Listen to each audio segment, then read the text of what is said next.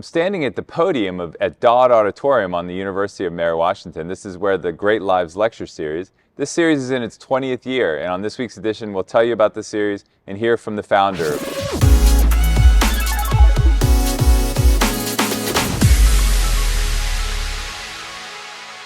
I'm up on the stage of Dodd Auditorium at the University of Mary Washington with Mr. William B. Crawley. You probably know Mr. Crawley's name from it being attached to the William B. Crawley Great Lives lecture series here at the University of Mary Washington. And on this week's edition, we're going to tell you about this wonderful lecture series. So first of all, Mr. Crawley, it's a pleasure to be with you. Appreciate your time today. Thank you, Bill. It's great to have this opportunity to tell people a little bit about our program. Yeah, so you were a longtime professor of history at the university. A very long-time professor. I probably, when we started this series in '04, by that time I had already been here for over 30 years. So it wasn't a new thing when I came here. I was just taught my regular classes. But then we came up with the idea for doing this public lecture. Yeah, so tell us about the sort of the format of this lecture series. Well, I'll tell you first of all, one of the interesting things is at the beginning of it, this is kind of a classic, to use that cliche about necessity being the mother of invention. I was teaching history, and we had a lot of history students. We needed another course. We didn't have faculty to cover it, so the chairman and I got together, Carter Hudgens, whom many people in your audience will remember when he was here in the preservation program. Anyway, Carter and I put our heads together. We said, maybe we could do something that would bring in people, not only different professors from the history department, from other departments of the university. In other words, a sort of a team taught thing. Well, what would lend itself to that? What topic? And we said, well, most every field has some major figure. So we could do it as a biographical series. So, for example, a biologist could talk about Darwin, a psychologist could talk about Freud, and so forth. So that's why we styled it as biographical approaches to history and culture. And first it was just a course, but then we said, well, let's maybe open it to the public. And the response was unbelievable. We had to move from one venue to the next larger venues. So we finally ended up here in Dodd Auditorium, which is the largest venue on campus. And sometimes we almost fill this, and it seats over 1,000. So again, this is the 20th anniversary of this lecture series, and it looks like you've got a great slate of speakers. Yes. There's 16 total, but just tell us about sort of some of the subjects. I think the first one after this program airs is probably on Rembrandt. An interesting topic, and also the interesting thing about that lecture is it's by one of our own faculty members. I should point this out. When we first started, the first year, we used almost all Mary Washington faculty, and they were good, and they are good.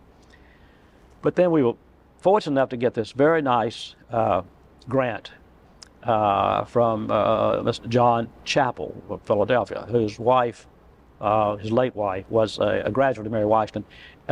People will know his name from the bell tower. It's the Chappell bell tower.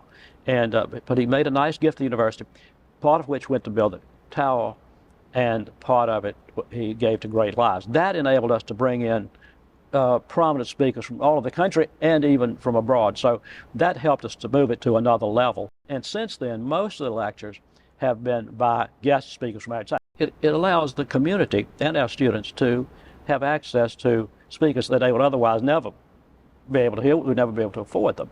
But the endowment that he established helps us to do that. Except for the first one, that, as I said, Rembrandt is by our own Marjorie Ock of our art history department. I think this year she may be the only Mary Washington faculty member who is one of the speakers. But we're doing some terrific topics after that.